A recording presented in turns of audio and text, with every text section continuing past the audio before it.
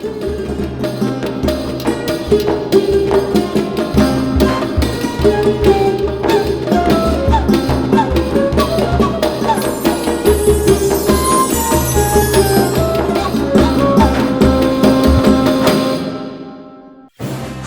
bin Walid pernah hampir membunuh Rasulullah.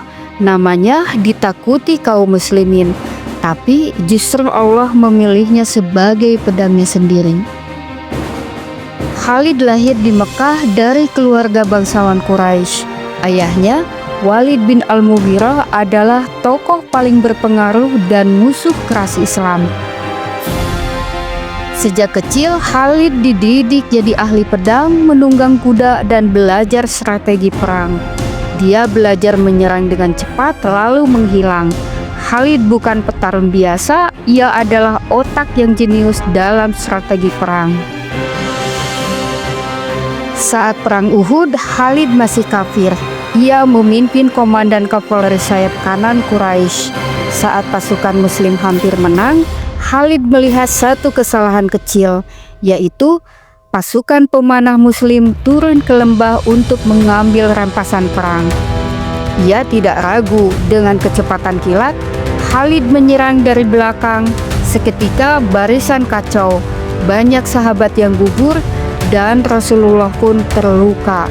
Hari itu Khalid bin Walid menjadi sebab luka paling menyakitkan bagi kaum muslimin. Tapi Rasulullah tidak pernah mendoakan kehancuran Khalid. Beliau justru berkata, "Sungguh Khalid adalah pedang Allah, tapi pedang itu masih menghadap ke arah yang salah." Kalimat itu menembus dada Khalid. Ia mulai bertanya, "Jika Muhammad bukan nabi, mengapa aku selalu merasa kalah meski menang?"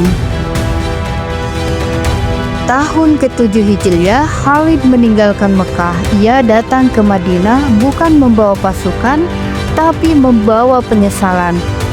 Di hadapan Rasulullah, Khalid menangis, "Aku telah memerangi engkau di setiap medan." Rasulullah pun menjawab dengan lembut, "Islam telah menghapus semua dosa sebelumnya." Hari itu, Khalid berbalik arah menjadi pembela agama Allah. Tak lama setelah masuk Islam, Khalid pun ikut perang Mu'tah. Saat itu pasukan muslim hanya 3.000 orang, sementara pihak Romawi lebih dari 200.000 orang. Saat perang pecah dengan jumlah yang tak seimbang, satu persatu panglima muslim gugur. Situasi mustahil untuk dimenangkan oleh pasukan Islam. Khalid pun maju, mengambil alih posisi. Dia mengubah formasi pasukan, menipu musuh dengan strategi yang jenius. Akhirnya, pasukan Islam pun bisa diselamatkan. Di Madinah, Rasulullah bersabda, "Khalid adalah Saifullah al-Maslul, pedang Allah yang terhunus." Sejak itu, namanya dikenal sebagai pedang Allah. Sejak perang Mu'tah, Khalid tak pernah kalah dalam peperangan. Dia menghancurkan Persia dan mematahkan Romawi. Dia membuka Irak, Syam, juga Damaskus. Pernah dalam satu perang, 9 pedangnya patah, tubuhnya penuh luka, tak ada sejengkal kulit tanpa bekas tusukan. Suatu hari, Umar mencopot jabatan Khalid dari panglima. Bukan karena salah, bukan karena kalah.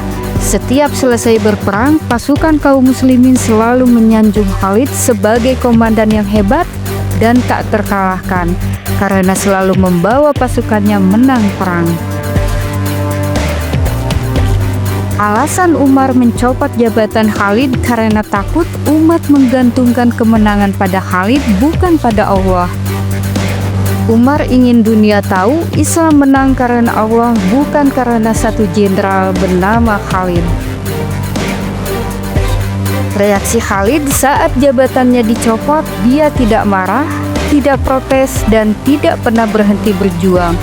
Ia berkata, "Aku berperang bukan karena jabatan, tapi karena Allah." Dan ia pun tidak pernah berhenti bertempur. Dia selalu berada di barisan depan saat berperang, walaupun sebagai prajurit biasa.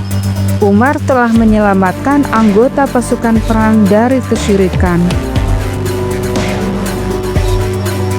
Dan akhir itu pun tiba. Khalid bin Walid wafat di tempat tidurnya, bukan di medan perang. Sesaat sebelum meninggal, ia memandang pedangnya, lalu menangis. Aku telah ikut lebih dari 100 peperangan, tapi aku mati tidak di medan perang. Khalid ingin mati syahid di medan perang, tapi Allah punya takdir. Khalid bin Walid, musuh Islam jadi pembela Islam, dari pembunuh jadi pelindung, hingga dijuluki pedang Allah yang tidak pernah kalah dalam peperangan. Kisah Khalid ini mengajarkan kita taatlah kepada Allah yang membuatmu abadi.